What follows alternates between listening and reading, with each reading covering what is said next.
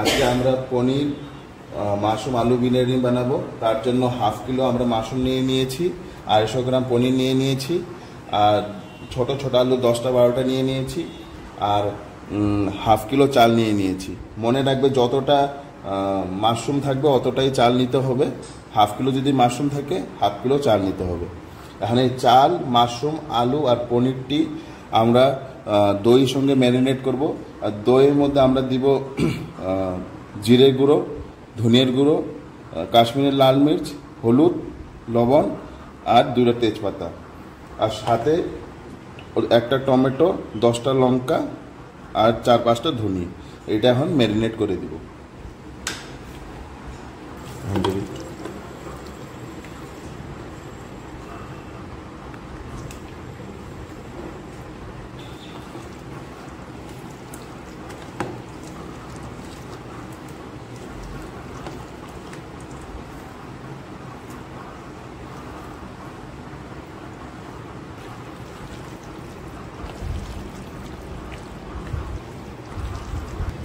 এই যে সবগুলো ম্যারিনেট করে 45 মিনিটসের জন্য রাখবো, তারপরে রান্নাটা শুরু করব।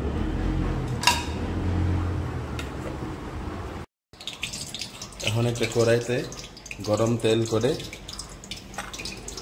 তেলটা গরম করে ম্যারিনেট করা সবজিটি অল্প 60% বানাই নিব।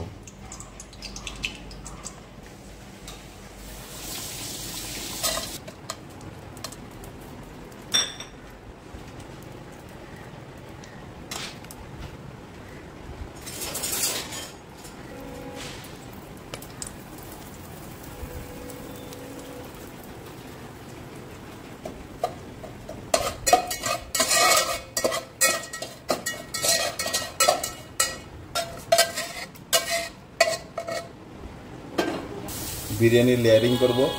আগে 60% কুক রাইসগুলো আগে প্রথম একটা লেয়ার বানাবো।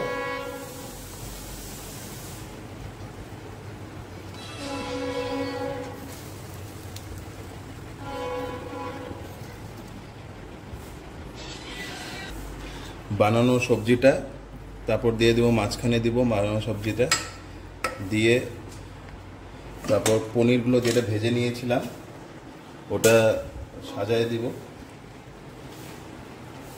মাঝখানে সবজিটা দিয়ে বেশি না 1 চামচ ঘি দিব, যেটা অনিয়ন আর গার্লিক ছাড়া ঘিয়ের ফ্লেভারটাই টেস্টটা বাড়াবে।